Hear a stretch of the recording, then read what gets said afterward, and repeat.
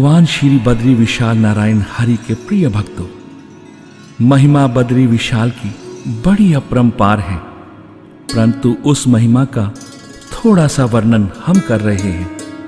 वैसे तो बद्री विशाल जी शुद्ध पूर्ण भक्ति भाव के साथ चारों वेद और 18 पुराणों में इनका वर्णन बड़े बड़े रचयित विद्वानों ने बड़े सुंदर ढंग से किया है। हमने भी श्री नारायण जी की महिमा का वर्णन श्री बद्रीनाथ जी की कृपा से अम्बे ऑडियो सीडी के माध्यम से आप तक पहुंचाने की कोशिश की है। आइए श्री बद्रीनाथ धाम के प्रचंड विद्वानों की प्रेरणा से 18 पुराणों से संकलित भगवान बद्री विशाल की महिमा का गुणगान करते हुए एक बार सभी बद्रीनाथ जी की जय जय बोले। बोलो बद्री विशाल की, बोलो बद्री धाम की। भक्तों, बद्रीनाथ की यात्रा का क्या फल प्राप्त होता है? श्री नारायण क्षीर सागर से बद्री धाम क्यों आए और बद्री धाम दुनिया का सर्वश्रेष्ठ धाम क्यों माना गया? इस धाम में और भी पुण्य तीर्थ हैं, जैसे पंचशिला, तप्त कुंड, ब्रह्म कुंड कपाल, भीमपुल, वेदधारा, चक्र तीर्थ, सतोपंत, स्वर्गारोहिणी। इन तीर्थों का दर्शन एवं श्री बद्री नारायण की कथा का श्रवण करने से हर प्राणी पाप मुक्त, भय मुक्त हो जाता है। भक्तों, उत्तराखंड की पवित्र भूमि पर केदार खंड में चारों ओर हिम पर्वतों से सुशोभित, जहां शीतल हवा मंद मंद गति से बहती है, उस भूमि को भूवैकुंठ बद्री धाम भी कहते हैं। वैसे भक्तों, तीनों लोकों में तमाम तीर्थ स्थान हैं, परंतु बद्री धाम जैसा तीर्थ ना तो हुआ है न कभी होगा, क्योंकि जहां पर बद्री नारायण रहते हैं उस भूमि को वैकुंठ कहते हैं। तो आइए श्री बद्री नारायण का सुमिरन करते हैं। भगवान श्री नारायण की महिमा बड़ी अपरंपार है। सारे संसार के पालक हैं श्री नारायण। अपनी दिव्य ज्योत से समस्त जगत को प्रकाशमान किया है।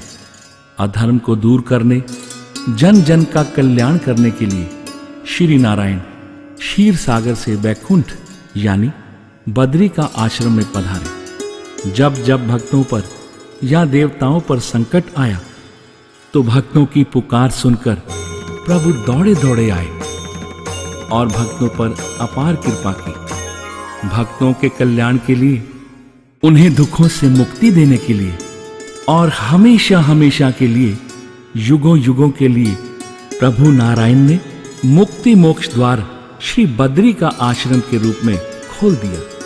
भक्तों, वैसे तो भगवान की तमाम लीलाएं, कथाएं आपने सुनी, लेकिन स्कंद पुराण के अनुसार अन्य तीर्थों में किया गया जप तप, दान, यज्ञ से जो आपको फल प्राप्त होता है, उससे 10 गुना फल बद्रिका में केवल कीर्तन करने से मिल जाता है। भक्तों, स्कंद पुराण के अनुसार बद्रिका में चारों युगों का अलग अलग लेख है, जैसे सतयुग में मुक्ति प्रदा, त्रेता में योग्य सिद्धता, द्वापर युग में विशाल तथा कलयुग में है बद्री का आश्रम। इसलिए भक्तों, इस युग में श्री नारायण बद्री जी का मात्र नाम लेने से ही मनुष्य सभी पापों से मुक्त हो जाता है।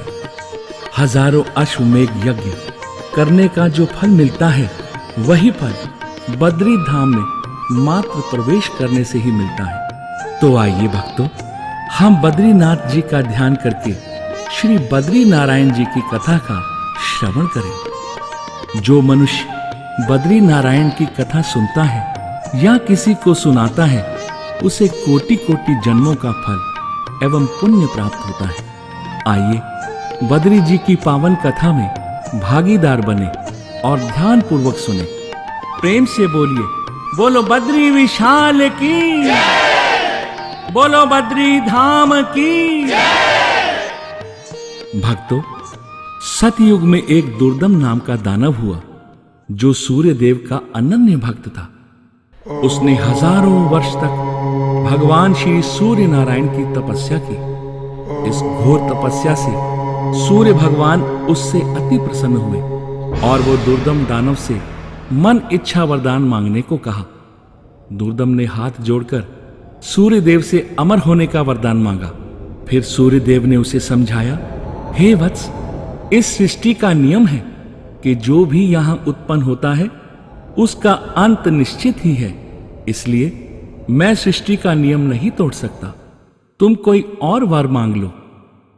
दुर्दम दानव विचार करने लगा कि मैं सूर्य देव जी से कौन सा वर मांगू जिसके प्रभाव से कोई मुझे कभी भी मार ना सके। यही सोचकर दुर्दम ने सूर्य देव से कहा, हे प्रभु, मुझे आप 1000 कवच कुंडल प्रदान करें और मेरा एक कवच वो तोड़े जो 10,000 वर्ष पहले तपस्या करे, जो अपार शक्ति का स्वामी हो। यही वर प्रभु आप मुझे दे दीजिए जिससे मैं धन्य हो जाऊं। भक्तों, सूर्य देव जी वचनबद्ध हो चुके थे, इसलिए उसे यही वरदान देकर के अंतर्ध्यान हो गए। तभी से दुर्दम दानव का नाम सहस्त्रा कवच हो गया। 1000 कवच पाकर दुर्दम अपने आप को अमर समझने लगा और दिग्विजय होने की सोचने लगा। अपनी दानव सेना के साथ दिग्विजय प्राप्त करने निकल पड़ा और फिर अपने कवचों के प्रभाव से उसने सभी पराक्रमी दानवों पर विजय प्राप्त कर ली। इसलिए भक्तों, उसकी शक्ति और बढ़ गई। उसके बाद सहस्त्रा कवच ने सभी देवताओं को अपने अधीन बनाने की ठान ली। अतः उसने अपने करोड़ों दानवों की सेना लेकर देवलोक पर भी चढ़ाई कर दी और इस प्रकार दानवों और देवताओं में बरसों घमासान युद्ध होता रहा। आखिर सहस्त्रा कवच की शक्ति के आगे सभी देवताओं ने अपनी हार स्वीकार कर ली और सहस्त्रा कवच को दिग्विजय प्राप्त हो गई। भक्तों, अब सहस्त्रा कवच की बस एक चिंता शेष रह गई कि कहीं कोई नारायण का भक्त 10,000 वर्ष तपस्या करके मेरा कवच न तोड़ दे। यही सोचकर उसने अपनी समस्त दानव सेना को आदेश दिया कि जाओ, अब किसी को तपस्या नहीं करनी दी जाए। अगर कोई ऋषि मुनि देवता तुम्हें तपस्या करता नजर आए या नारायण का नाम जपता दिखाई दे, उसका वहीं अंत कर दो, वो जिंदा न बचने पाए। ये हमारा आदेश है। आदेश सुनते ही सहस्त्रा कवच की सेना चारों ओर फैल गई और जो भी तपस्या करता नजर आता उसको मार दिया जाता। भक्तों, इस तरह ऋषि मुनि देवताओं पर सहस्त्रा कवच के द्वारा घोर अत्याचार होने लगा। ऋषि मुनियों, भगवान नारायण के भक्तों का जीना मुश्किल हो गया। सारे देवतागण भय से कांपने लगे। चारों ओर भय के बादल मंडराने लगे। जब सहस्त्रा कवच का अत्याचार चरम सीमा पर पहुंच गया, तब सभी देवतागण श्री भगवान नारायण की शरण में आकर करुणामय स्वर में प्रभु से प्रार्थना करने लगे, हे प्रभु, हमें सहस्त्रा कवच के घोर अत्याचार से बचाओ। हमें आप इस संकट से उबारो। हे प्रभु, आप तो संपूर्ण जगत के पालनहार हैं, दया निदान हैं, भक्तों के रक्षक हैं। जब जब हम ऋषि मुनि देवताओं पर संकट आया है, तब तब आपने हमारी रक्षा की है। हे प्रभु, अब आप ही सहस्त्रा कवच के प्रकोप से बचा सकते हैं। सभी देवता ऋषि मुनियों की करुण पुकार सुनकर भगवान विष्णु हरि ने उन्हें रक्षा का आश्वासन दिया और कहा, मैं अति शीघ्र उपाय सोचता हूं और आप सबको कपट मुक्त करूंगा। देवतागण बोले, हे प्रभु, हम तब तक कहां रहें? तब विष्णु जी ने कहा, तब तक आप सभी वैकुंठ धाम में ही रहें। भगवान विष्णु के वचन सुनकर श्री नारायण के जय जय घोष करने लगे। भगवान विष्णु जी को भक्तों की चिंता सताने लगी और सोचने लगे, यदि सतयुग में ऋषि मुनि देवतागण संकट में हैं, तो जब घोर कलयुग आएगा तब क्या होगा? मुझे कोई ऐसा उपाय करना होगा जिससे युगों युगों तक हर प्राणी भय मुक्त हो, उनका उद्धार हो, मोक्ष की प्राप्ति हो और सहस्त्रा कवच के आतंक से छुटकारा मिल सके। सभी समस्याओं का एक विकल्प है, आत्मचिंतन। और फिर भगवान विष्णु ने आत्मचिंतन करने का निश्चय किया। ऐसा करने से सारे जगत का कल्याण हो, सहस्त्रा कवच का अंत हो। फिर श्री नारायण ने आत्मचिंतन करने के लिए सर्वश्रेष्ठ स्थान पाने के लिए अपनी दिव्य दृष्टि डाली। तो फिर भगवान विष्णु जी ने देखा कि पृथ्वी लोक में हिमालय के केदार खंड में एक ऐसा स्थान है जहां एक दिन तपस्या करने से 10,000 वर्ष तपस्या करने का फल प्राप्त होता है। और यह ज्ञात होने पर भगवान विष्णु की खुशी का ठिकाना न रहा और प्रभु सोचने लगे, अब सभी समस्याओं का समाधान हो जाएगा। भगवान भक्तों के कष्ट कभी नहीं देख पाते, इसलिए भक्तों का कष्ट दूर करने के लिए स्वयं शेष नैया से उठकर सीधे भू वैकुंठ केदार खंड में पधारे। यहां आके प्रभु ने देखा कि ये स्थान तो भगवान शिव शंकर का है। भक्तों, फिर विष्णु भगवान सोचने लगे कि यहां शिव और पार्वती जी वास करते हैं, मैं इस स्थान को कैसे प्राप्त करूं। अचानक उन्हें एक उपाय सूझा। तब विष्णु जी ने बहुत ही सुंदर लीला रची। ऋषि गंगा के निकट एक शिला पर जाकर एक नन्हे बालक का रूप धारण कर लिया और जोर जोर से रोने लगे। इसलिए उस शिला को आज भी लीलाठुम के नाम से जाना जाता है। जब बालक रूपी विष्णु जी के रोने की आवाज तीनों लोकों में गूंजने लगी, उस बालक की रोने की आवाज शिव मां पार्वती जी ने सुनी तो एक दूसरे की तरफ देखने लगे। भक्तों, मां पार्वती जो समस्त संसार की माता है, उनकी ममता उस बच्चे के रोने से उमड़ पड़ी। ममता के वश में वे भूल गई कि यह भगवान विष्णु की लीला है। आखिर मां तो मां ही होती है।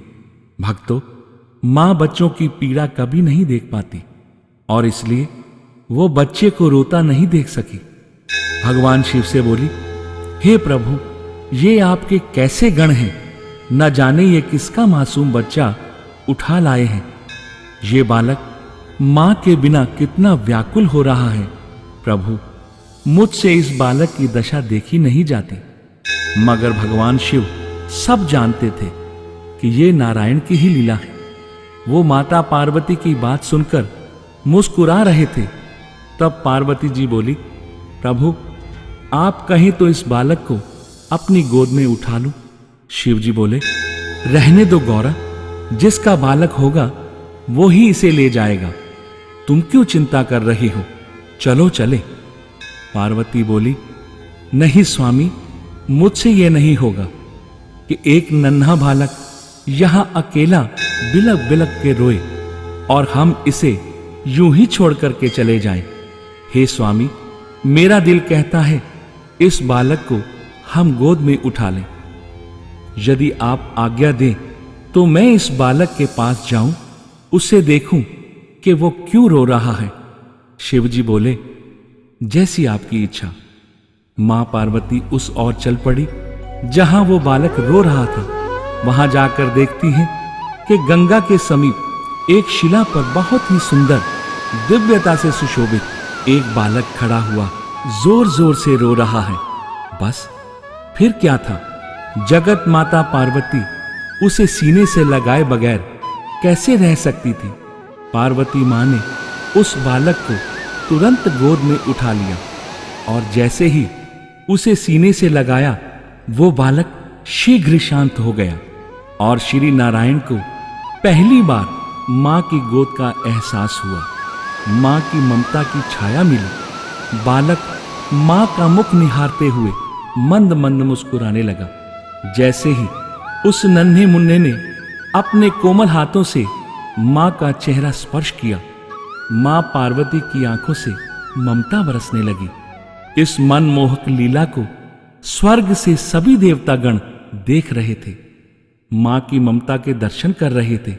श्री नारायण और मां पार्वती की शोभा निहार रहे थे, विष्णु जी की बाल लीला का आनंद ले रहे थे। बालक को प्यार करते करते पार्वती जी उसे अपनी कुटिया पर ले आई और भगवान शिव से बोली, हे महाप्रभु, अगर आपकी आज्ञा हो तो इस सुंदर दिव्य बालक को अपनी कुटिया में रख लूं।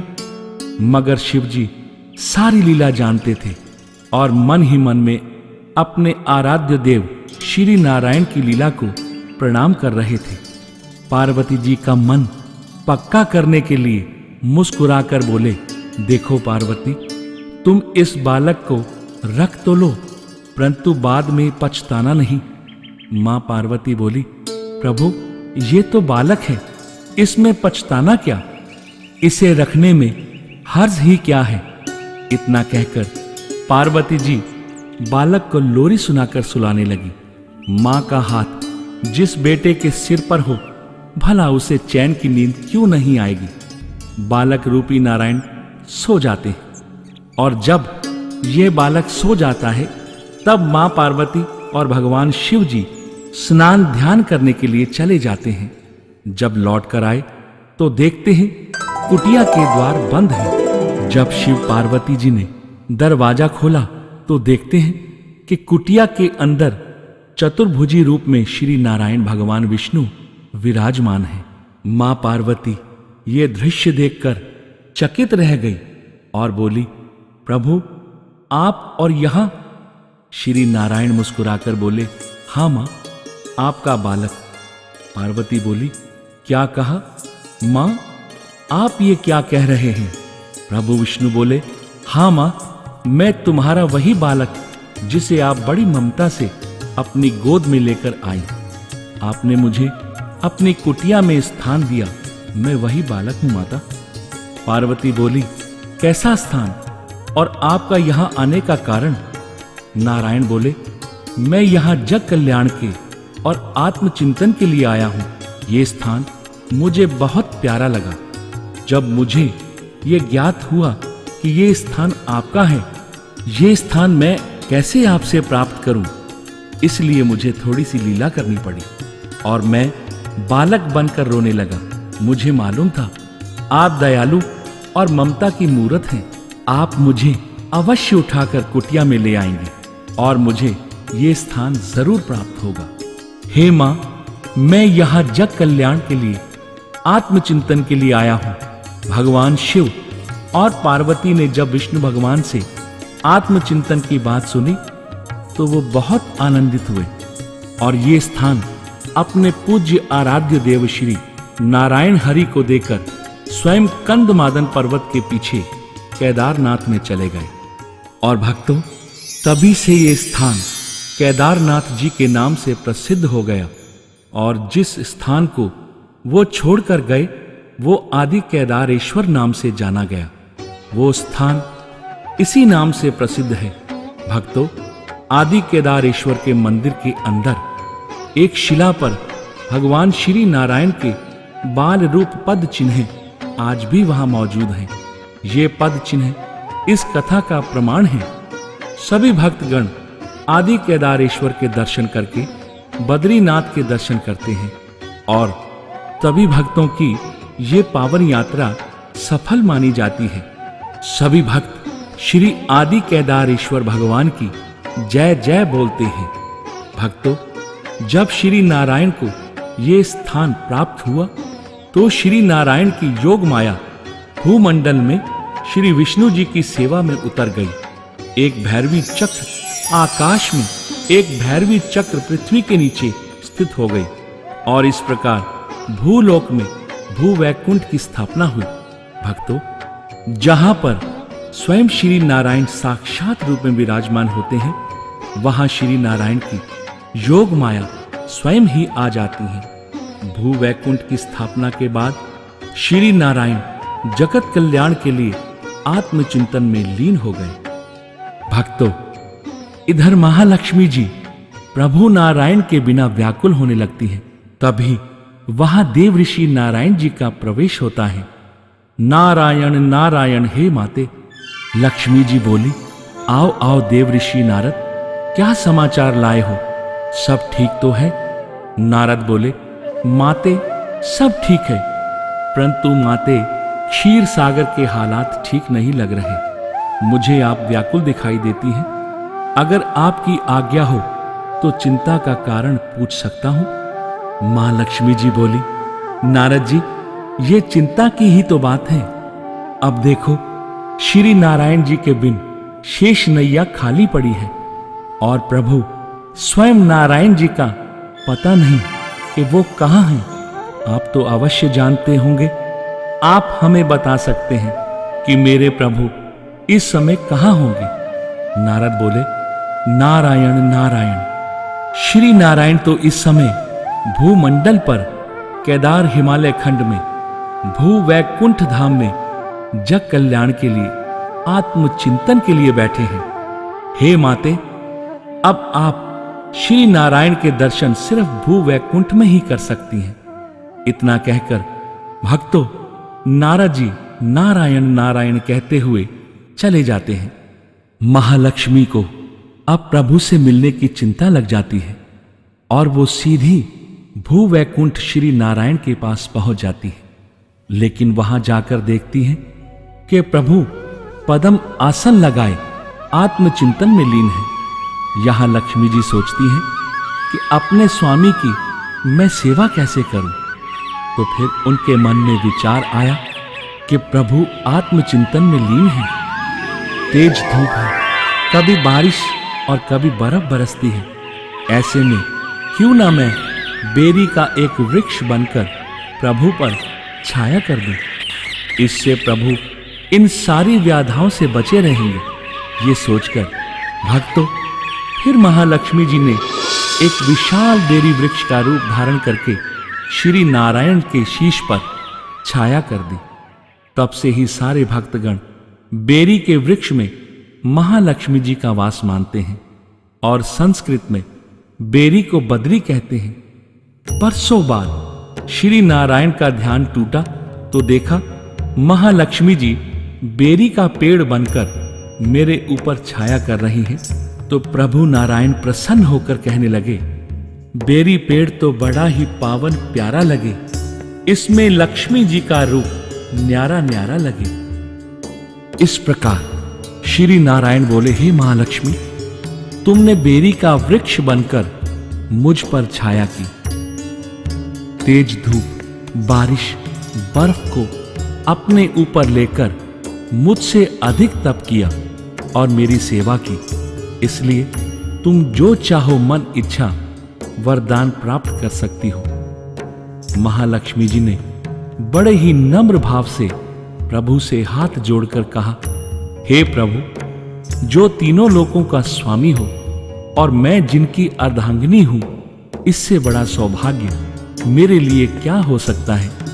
मैं तो प्रभु बस इतना चाहती हूं कि आप मुझे सदा सदा अपनी शरण में रखना, कभी मुझसे विमुख नहीं होना, ताकि मैं सदा आपकी सेवा करती रहूं और मुझे इससे ज्यादा कुछ नहीं चाहिए। महालक्ष्मी की प्रिय वाणी सुनकर श्री नारायण और भी ज्यादा प्रसन्न हो गए और लक्ष्मी जी को अपनी स्वेच्छा से यह वरदान दिया कि हे महालक्ष्मी, तुमने मेरे ऊपर बद्री वृक्ष बनकर मेरी सेवा की, इसलिए तुम्हें यह वरदान देता हूं कि मेरा स्थान तुम्हारे ही नाम से यानी बद्री नारायण के नाम से प्रसिद्ध हो और आने वाले युगों युगों तक, जब तक सूर्य, चंद्र, पृथ्वी, आकाश रहेंगे, तब तक ये स्थान बद्री नारायण के नाम से प्रसिद्ध रहेगा। जब भी कोई मेरा भक्त मेरा नाम लेगा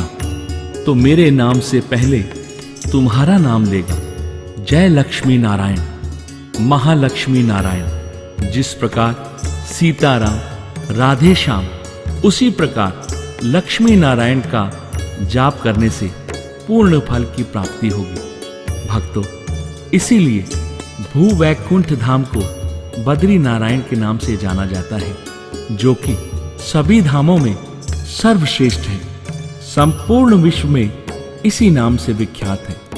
बद्री का आश्रम से 3 कोस की दूरी पर सरस्वती और अलकनंदा का संगम है। इस स्थान का नाम केशव प्रयाग है। उसी के दक्षिण भाग में संन्याप्रास नामक क्षेत्र है। उस क्षेत्र को धर्म क्षेत्र नाम से जाना जाता है, क्योंकि इस जगह धर्म प्रजापति और उनकी पत्नी मूर्ति देवी पुत्र प्राप्ति के लिए श्री नारायण तपस्या करते हैं। भक्तों, मूर्ति देवी दक्ष प्रजापति की पुत्री थी, जिनका विवाह धर्म देवी जी से हुआ। उनके कोई संतान नहीं थी। संतान प्राप्ति के लिए उन्होंने श्री नारायण की तपस्या की। उधर श्री नारायण भी मनन कर रहे हैं कि सहस्त्र कवच का संहार करने के लिए मुझे 2 रूपों में अवतरित होना आवश्यक है। मुझे माता मूर्ति जो पुत्र के लिए तप कर रही हैं, उनकी मनोकामना पूर्ण करनी है। इसलिए क्यों न मैं माता मूर्ति के गर्भ से अवतार ले लूं। इससे माता की तपस्या का फल भी उन्हें प्राप्त होगा और समस्त जगत का कल्याण भी हो जाएगा और सहस्त्र कवच का भी अंत हो जाएगा। यही सोचकर एक दिन श्री नारायण जी ने माता मूर्ति को दर्शन देकर उनसे मन इच्छा वर मांगने को कहा। माता मूर्ति ने हाथ जोड़कर प्रभु से कहा, प्रभु, मुझे आप जैसा ही पुत्र चाहिए। श्री नारायण प्रसन्न होकर बोले, हे माता मूर्ति, हम तुम्हें एक नहीं 2 पुत्रों का वरदान देते हैं, जो नर और नारायण के नाम से संपूर्ण जगत में विख्यात होंगे और समस्त संसार का कल्याण करेंगे, सनातन धर्म की स्थापना करेंगे। वरदान देकर भगवान विष्णु जी अंतर ध्यान हो गए। वरदान के अनुसार ठीक 9 माह बाद माता मूर्ति ने 2 सुंदर बालकों को जन्म दिया और इस दिन के पावन पर्व को नर नारी जयंती के रूप में श्रावण माह में मनाते हैं। माता मूर्ति ने भगवान नारायण की बाल लीला का बड़ा ही आनंद लिया। कुछ समय बाद माता मूर्ति ने नर नारायण की सेवा से प्रसन्न होकर वरदान मांगने को कहा। तब नर नारायण ने घर बार छोड़कर तप करने का वरदान मांग लिया और माता पिता से आज्ञा लेकर बद्री का आश्रम आ गए। एक भाई अलकनंदा के बाहीं ओर तप करने लगा, दूसरा भाई अलकनंदा के दाहिनी ओर तप करने लगा। जिस पर्वत पे नारायण तपस्या करते हैं उसे नारायण पर्वत कहते हैं, तथा जिस पर्वत पर नर तपस्या करते हैं उसे नर पर्वत कहते हैं। धीरे धीरे नर नारायण के तप का तेज बढ़ने लगा, जो पृथ्वी लोक से स्वर्ग लोक और स्वर्ग लोक से ब्रह्मलोक तक पहुंच गया। श्री नारायण का तेज देखकर स्वयं ब्रह्मा जी भी चकित रह गए। इंद्र का सिंहासन हिलने लगा और इंद्र घबरा गया और उसने तुरंत ही पता लगवाया कि इतनी घोर तपस्या कौन कर रहा है। तब इंद्र देखते हैं कि बद्री का आश्रम में 2 बालक तप कर रहे हैं और उनका तप देखकर इंद्रदेव बद्री का आश्रम पहुंच गए और उन बालकों से बोले, मैं तुम्हारे तप से प्रसन्न हूं, मांगो तुम्हें क्या वर चाहिए। परंतु नर नारायण तप में लीन रहे तो इंद्र घबरा गए, कहीं ये तप से मेरा इंद्रासन न छीन ले। अब मुझे जैसे भी हो इनका तप भंग करना चाहिए। और वरुण देव को बुलाकर उन पर तेज आंधी तूफान और पानी बरसाने लगे। इंद्रदेव ये नहीं समझे कि ये 2 बालक मामूली बालक नहीं बल्कि नर नारायण भगवान विष्णु के ही अवतार हैं। भला इन्हें कौन विचलित कर सकता है। फिर इंद्र तरह तरह के प्रयत्न करने लगा, कहीं शेर की दहाड़, कभी हाथी की चित्कार से उन्हें भयभीत करने लगा। जब उन्हें विचलित न कर सका तो उसने अपने आत्मिक शस्त्र कामदेव, बसंत, गंधर्व और 16,000 अप्सराओं को आदेश दिया। बोला, जाओ किसी तरह नर नारायण की तपस्या भंग करो। उन्होंने बद्री का आश्रम पहुंचकर अपना चमत्कार दिखाया। इन पर्वतों को बदलकर बसंत बहार बना दिया। चारों ओर रंग बिरंगे फूल खिला दिए। काली घटाएं आसमान पर छाने लगी। 16,000 अप्सराएं नृत्य करने लगी। चारों तरफ कामदेव ने अपना जादू फैला दिया। अप्सराएं नृत्य करने लगी। पायल की गूंज और गाने बजाने की धुनों को सुनकर नर और नारायण ने अपने नैन खोले तो देखा अप्सराएं नृत्य कर रही हैं, गंधर्व गा रहे हैं। देवांगनाओं की काम क्रीड़ा देखकर नारायण समझ गए कि ये सब देवराज इंद्र की ही करतूत है। श्री नारायण के तेज को देखकर अप्सराएं डर गई। बसंत कामदेव थर थर कांपने लगा। उन्होंने सोचा, अब हमारी कुशल नहीं, ये ऋषि हमें अपने तपोबल से भस्म कर देंगे। उन्हें देखकर श्री नर नारायण बड़ी मीठी वाणी से बोले, आप डरे नहीं, आनंद से आप मेरे आश्रम में पधारें, क्योंकि आप हमारे पूजनीय अतिथि हैं। और इंद्रदेव को समझाने के लिए श्री नारायण ने एक आम की डाली से अपनी जंघा को चीर दिया और चीरते ही उसमें से उर्वशी उत्पन्न हुई, जिसकी सुंदरता के तेज से सारा बद्री का आश्रम शोभायमान हो गया। मानो स्वर्ग लोक में भी ऐसी सुंदर देव कन्या नहीं थी। उर्वशी के साथ ही कई हजार देवांगनाएं निकलने लगी और वो इतनी सुंदर थी कि उनके सामने स्वर्ग लोक की अप्सराएं भी कुरूप दिखने लगी। सभी चमत्कारी कन्याओं और तप के तेज को देखकर सभी नतमस्तक हो गए। उन्हें अपने किए पर बड़ी ग्लानि हुई और लज्जित होकर श्री नारायण से क्षमा मांगने लगे। श्री नारायण ने देवराज इंद्र की अप्सराओं को लज्जित देख सभी को क्षमा कर दिया और कहा, तुम स्वर्ग लोक से मेरे भू वैकुंठ में आई हो तो यहां से खाली हाथ जाना उचित नहीं, इसलिए तुम कोई भी मनचाहा वर मांग सकती हो। श्री नारायण की मीठी वाणी सुनकर सभी मंत्रमुग्ध हो गई और सोचने लगी कि तीनों लोकों में ऐसा देव कहां जो श्राप देने की जगह वर मांगने को कह रहा है। श्री नारायण की वाणी में वो अपनी सारी सुध बुद्ध खो बैठी और बोली, हे दीनानाथ, अगर आप हमें कुछ देना ही चाहते हैं तो हम सबको अपनी दासी के रूप में स्वीकार कर लो ताकि हम आपकी सेवा कर सकें। श्री नारायण ने बड़ी विनम्रता पूर्वक कहा, मैं इस अवतार में जग कल्याण के लिए तपस्वी बनकर आया हूं। यद्यपि मैं तुम्हें वचन देता हूं, द्वापर युग में जब मेरा कृष्ण अवतार होगा तुम्हारी इच्छा जरूर पूरी करूंगा। इस समय तुम सब आनंद पूर्वक स्वर्ग में जाओ। मेरी तरफ से उर्वशी देवराज इंद्र को उपहार में देना। मैं नहीं चाहता मेरे स्थान से कोई निराश लौटे। श्री नारायण की वाणी सुनकर सभी अप्सराएं श्री नारायण की जय जयकार करती हुई स्वर्ग लोक को चली गई। बोलिए श्री नारायण भगवान की। श्री नारायण फिर से तपस्या में लीन हो गए। कुछ समय बाद श्री नारायण की लीला के अनुसार देवऋषि नारद सहस्रा कवच के पास गए और बोले, दानवराज, दो बालक श्री बद्रिका आश्रम में घोर तप कर रहे हैं, कहीं ये तपस्वी तुम्हारे कवचों को नष्ट न कर दें। इतना कहकर श्री नारद जी चले गए। सहस्रा कवच ने अपने दानवों से श्री नारायण को मारने के लिए भेजा, परंतु वो दानव श्री नर नारायण के तप के तेज को देखकर भयभीत हो गए और भागकर सहस्र कवच के पास लौट आए और उनके तेज के बारे में बताया। सहस्रा कवच भड़क गया और स्वयं बद्री का आश्रम पहुंच गया। श्री नर नारायण से युद्ध करने लगा।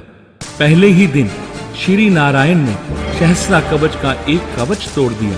सहस्रा कवच बिलबिलाने लगा और नारायण तप करने लगे। दूसरे दिन नर से युद्ध हुआ। बाण पर बाण चले और नर ने सहस्रा कवच का दूसरा कवच तोड़ दिया।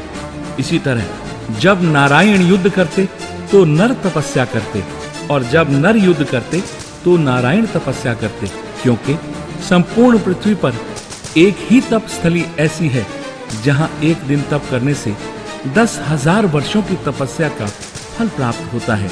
सूर्य देव के वर के अनुसार एक कवच वो तोड़ सकता था जो 10,000 वर्षों तक तपस्या करे।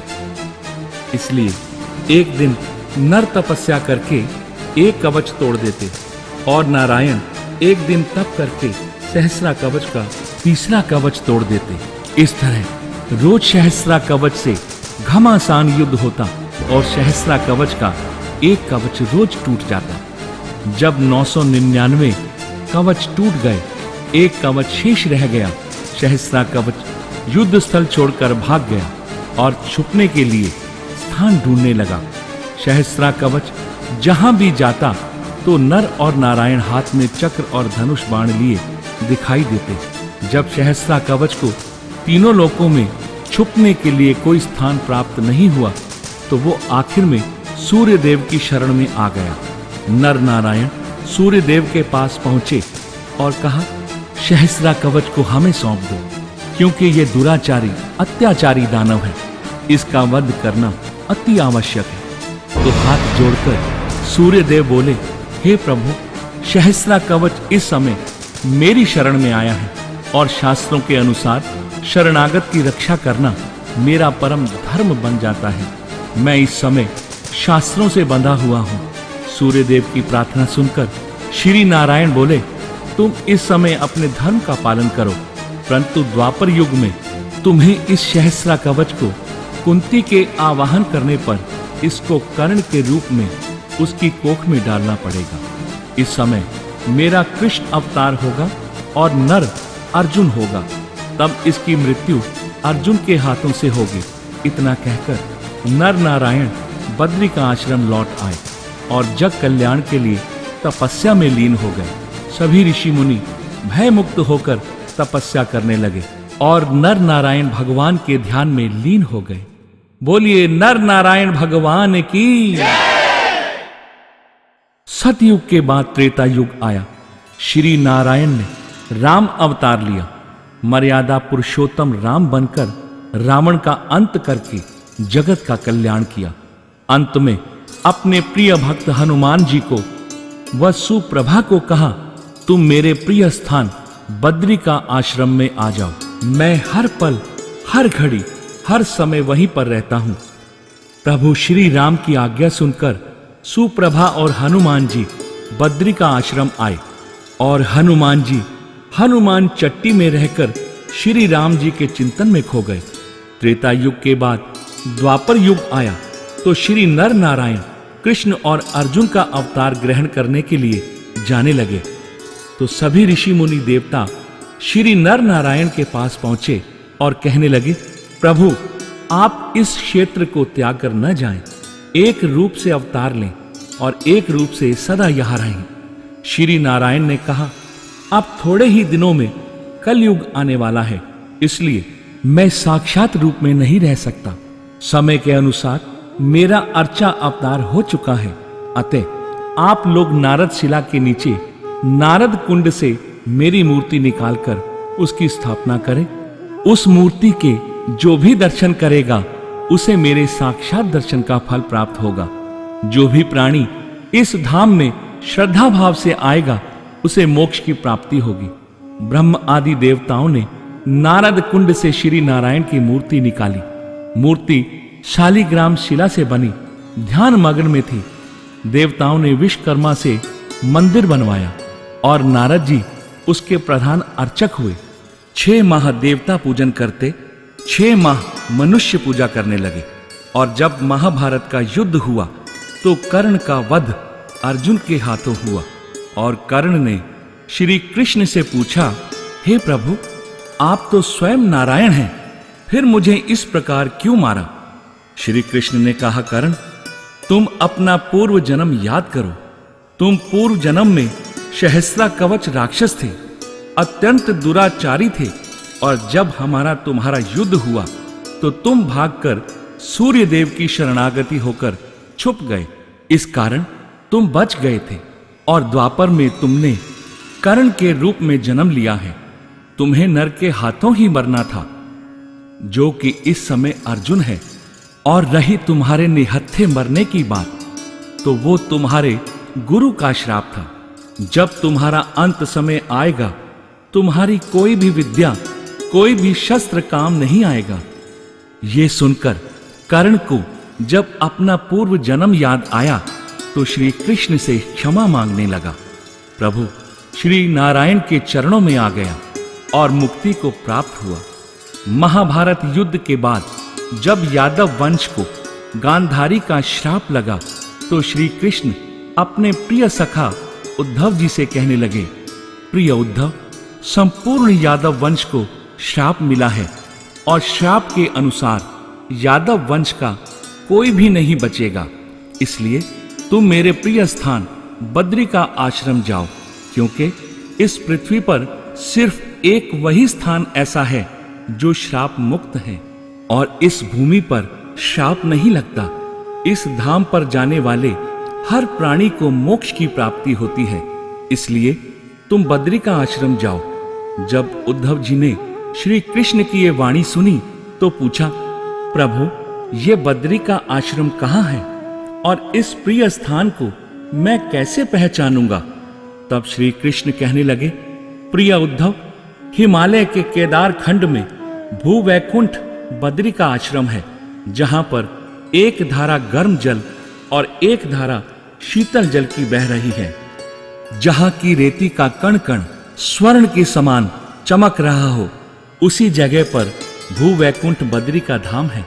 वही मेरा प्रिय स्थान है, जहां की मैं हर पल हर घड़ी, जब तक सूर्य चंद्र पृथ्वी आकाश है, तब तक मैं वहीं विद्यमान रहूंगा। मेरा अर्चा अवतार हो चुका है, जिनकी पूजा समय के अनुसार 6 माह देवता पूजा करते हैं और 6 माह मानव पूजा करते हैं। जो भी मेरी मूर्ति के दर्शन करता है, उसको मेरे साक्षात दर्शनों का फल प्राप्त होगा। जो प्राणी मेरे धाम पर जैसी भावना लेकर आएगा, उसको वैसा ही फल मिलेगा। ये उपदेश देकर श्री कृष्ण ने उद्धव जी को बद्री धाम भेज दिया। अतः आज भी उद्धव जी बद्री धाम में हैं। 5 पांडव वे महाभारत युद्ध के बाद गोत्र हत्या के पाप से मुक्त होने के लिए श्री केदारनाथ गए और श्री केदारनाथ जी के मंदिर की स्थापना की, और अंत में श्री बद्री धाम आए। श्री बद्री नारायण के दर्शन करके यहीं से स्वर्ग की ओर चले गए। भक्तजनों, पांडवों ने श्री केदारनाथ जी के मंदिरों की स्थापना कैसे की और स्वर्ग कैसे गए, इसका पूरा वृत्तांत आपको दूसरे भाग में सुनने को मिलेगा। बोल भगवान श्री नर नारायण की। भगवान श्री बद्री नारायण का नाम श्री बद्री विशाल क्यों हुआ, इस बारे में एक पौराणिक कथा है। 12 पुराण के 48वें अध्याय में राजा विशाल की कथा है। सूर्य वंश में एक विशाल नामक राजा हुए। उनके शत्रुओं ने उनका सारा राजपाट छीन लिया, तो राजा को बहुत दुख हुआ और वो भगवान की शरण में श्री बद्री का आश्रम आए और तपस्या करने लगे। उनकी तपस्या से प्रसन्न होकर श्री नर नारायण उनके सामने प्रकट हुए और कहा, राजन, हम तुम्हारी तपस्या से प्रसन्न हुए, तुम जो चाहो वरदान मांग सकते हो। राजा कहने लगे, भगवान, मैं जानना चाहता हूं कि आप दोनों वर देने वाले देवश्रेष्ठ कौन हैं? तब श्री नर ने कहा, जिनकी तुम तपस्या कर रहे हो, जिनको प्रसन्न करना चाहते हो, हम वही हैं। राजा ने कहा, मैं तो भगवान विष्णु की आराधना कर रहा हूं। श्री नर नारायण ने कहा, हम ही विष्णु हैं। प्रत्येक युगों में हमारे भिन्न भिन्न अवतार हैं। ये अवतार हमारी तपस्या की पद्धति को प्रकट करने के ही नियमित हैं। राजा ने श्री नारायण भगवान को प्रणाम किया, उनकी पूजा की और विनीत भाव से कहने लगे, भगवान, यदि आप मुझे कुछ देना ही चाहते हैं तो मेरा खोया हुआ राजपाट फिर से मिल जाए, जिससे मैं आपकी विधिवत यज्ञों द्वारा पूजा कर सकूं और राज्य का सुख भी भोग सकूं। श्री नारायण ने कहा, राजन, तुम भूल कर रहे हो, यहां आकर तो फिर लौटना नहीं होता। राज्य की इच्छा छोड़ो और यहीं तपस्या करो। राजा ने आग्रह किया, नहीं भगवान, इच्छा अभी राज्य करने की ही है, मुझे ऐसा ही वरदान दीजिए। तब श्री नारायण ने कहा, हे राजन, राज्य तो तुम्हें मिलेगा ही, किंतु तुमने इस स्थान पर आकर बड़े श्रद्धा भाव से हमारी आराधना की है, इसलिए हमारा यह प्रिय स्थान तुम्हारे नाम से विख्यात होगा। हमारे नाम के साथ तुम्हारा नाम भी जुड़ जाएगा। जो भी भक्तगण हमारे नाम के साथ तुम्हारा नाम लेंगे, उनको अक्षय पुण्य प्राप्त होगा। तभी से श्री बद्री नारायण को बद्री विशाल भी कहते हैं। सब भक्तजन यात्रा करते समय भगवान बद्री विशाल की जय जय करते हुए श्री बद्री धाम पहुंच जाते हैं। बोल भगवान बद्री विशाल की। कुछ समय के उपरांत एक धर्म ऐसा आया जिसके शासन काल में मूर्ति पूजन निषेध हो गया। तो श्री बद्रीनाथ के पुजारियों ने श्री बद्रीनाथ की मूर्ति को सुरक्षित रखने के लिए मूर्ति को फिर से नारद कुंड में रख दिया। और जब कलयुग में उन्हीं मूर्तियों की स्थापना मंदिरों में होने लगी तो श्री बद्री धाम में भगवान की मूर्ति स्थापित न होने से देवता एवं मानव कैलाश पर्वत गए और भगवान शिव की आराधना करने लगे। तो भगवान शिव ने दर्शन देकर कहा, श्री नारायण तो मेरे आराध्य देव हैं, अतः मैं स्वयं अवतार लेकर मूर्ति की स्थापना करूंगा, जिसके दर्शन करने से हर प्राणी का उद्धार होगा और संपूर्ण जगत में ये धाम सर्वश्रेष्ठ माना जाएगा। कुछ ही समय में अपने वचन के अनुसार भगवान शिव जगत गुरु शंकराचार्य के रूप में अवतरित हुए। वो माता की कोख से जन्म लेकर भी बहुत ही तेज से ऊपर थे, मानव होते हुए भी देवता थे, लोकवासी होते हुए भी देवलोक के थे। उन्होंने वैदिक हिंदू धर्म को किनारे लगाकर सर्वोत्तम स्थान दिया। छोटी अवस्था में ही जगत गुरु शंकराचार्य जी बद्री धाम आए और नारद कुंड से श्री बद्री नारायण की मूर्ति निकालकर स्थापना की। सनातन धर्म की एकता अखंडता के लिए चारों दिशाओं में 4 धामों की स्थापना धर्म अर्थ काम मोक्ष के लिए जगन्नाथ, द्वारिकानाथ, रामेश्वरम और श्री बद्रीनाथ के रूप में की। और चारों धामों में शास्त्रों के अनुसार सर्वश्रेष्ठ धाम श्री बद्री धाम को ही माना और चारों धामों में पूजा अर्चना के लिए अपने 4 शिष्यों को स्थान दिया। और आज भी यही परंपरा चली आ रही है। श्री बद्री धाम में केरल नंबूदरी परिवार से ही भगवान बद्री विशाल के पुजारी आते हैं, जो कि ब्रह्मचारी होते हैं। इन्हें रावल जी कहते हैं। भगवान बद्री विशाल की मूर्ति स्पर्श पूजा अभिषेक का अधिकार केवल रावल जी को होता है, क्योंकि भगवान बद्री नारायण जी की पूजा देवता हो या मानव केवल ब्रह्मचारी ही करते हैं।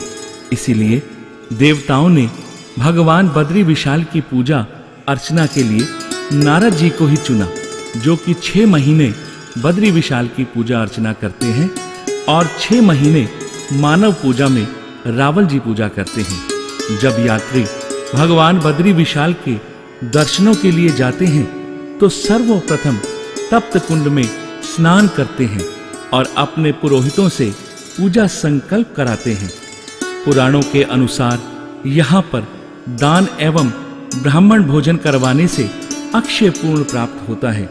इसके पश्चात सीढ़ियों से ऊपर मंदिर जाते समय दाहिने हाथ में सर्वप्रथम भगवान आदि केदारेश्वर के दर्शन करते हैं और जल चढ़ाते हैं। बाईं ओर जगत गुरु शंकराचार्य जी का मंदिर है। यात्री प्रसाद की थाली लेकर सिंह द्वार में प्रवेश करता है, जहां पर गरुड़ जी की मूर्ति है। मंदिर के ऊपर ठीक सामने श्री बद्री नारायण जी की शालिग्राम मूर्ति है। मूर्ति के ऊपर स्वर्ण का छत्र चमचमाता हुआ हीरो जड़ित मुकुट पहने, मस्तक पे चंदन, चंदन पर हीरे का तिलक, गले में रतन जड़ित हार, तुलसी पुष्पों की माला से सुशोभित यही भगवान बद्री नारायण हैं, जिनके दर्शन मात्र से हर प्राणी मोक्ष को प्राप्त होता है। भगवान बद्री नारायण की मूर्ति के दाहिनी ओर कुबेर जी हैं, जो कि भगवान के धन के मालिक हैं। कुबेर जी के पास ही गरुड़ जी की मूर्ति विद्यमान है। श्री बद्रीनाथ जी के बाईं ओर नारद जी, उद्धव जी और नर नारायण जी की मूर्तियां विराजमान हैं। वहीं पर श्री बद्री नारायण जी की अखंड ज्योति प्रकाशित है। ये ज्योति 12 महीने जलती रहती है। पट बंद होने के समय भी ये चमत्कार दिखाई देता है। जिस प्रकार ज्योति जलती छोड़ जाते हैं, 6 महीने बाद पट खुलने पर भी देखते हैं कि ज्योति जल रही है। ये है भक्तों बद्री विशाल का चमत्कार। आओ हम बद्री नारायण को नमन करें और प्रेम से बोलें, भगवान बद्री विशाल की, श्री नर नारायण भगवान की। यही सबसे बड़ा आश्चर्य और प्रमाण भी कि पट बंद होने के बाद भी देवता श्री बद्री नारायण जी की पूजा करते हैं और स्वयं श्री नारायण हर पल, हर घड़ी, हर समय यहीं पर रहते हैं। मंदिर परिक्रमा में श्री बद्रीनाथ जी के दाहिने द्वार के सामने ही श्री महालक्ष्मी जी का मंदिर है, जिनके दर्शन से मन इच्छा फल प्राप्त होता है। महालक्ष्मी जी की पूजा अर्चना का अधिकार केवल डिमरी समाज के ब्राह्मणों को ही है। महालक्ष्मी जी के मंदिर के पास ही श्री गणेश जी व हनुमान जी का मंदिर है। परिक्रमा में कामधेनु गाय की प्रतिमा है और सामने ही बरामदे में जगत गुरु शंकराचार्य एवं उनके 4 शिष्यों की प्रतिमा है। मंदिर के ठीक पीछे नारायण भगवान की चांदी की मूर्तियां हैं और भगवान के बाईं ओर भगवान का चरणामृत स्तोत्र है। वहीं पास में घंटाकरण देवता का मंदिर है। ये घंटाकरण भगवान बद्री विशाल के क्षेत्रपाल हैं। इसकी कथा दूसरे भाग में आप सभी को सुनने को मिलेगी। थोड़ी ही दूरी पर यज्ञ कुंड है। यहां पर यात्री यज्ञ करवाते हैं। इस प्रकार मंदिर की परिक्रमा हो गई। श्री नारायण के प्रिय भक्तों, श्री बद्री धाम में बहुत से अन्य तीर्थ हैं, जैसे तप्त कुंड, पंचशिला, वसुधारा, सतोपंत, ब्रह्म कपाल, स्वर्गारोहिणी। इन सब की बड़ी ही सुंदर पौराणिक कथाएं हैं। इनके अतिरिक्त चारों धामों की महिमा दूसरे भाग में सुनने को मिलेगी। बोल बद्री विशाल की।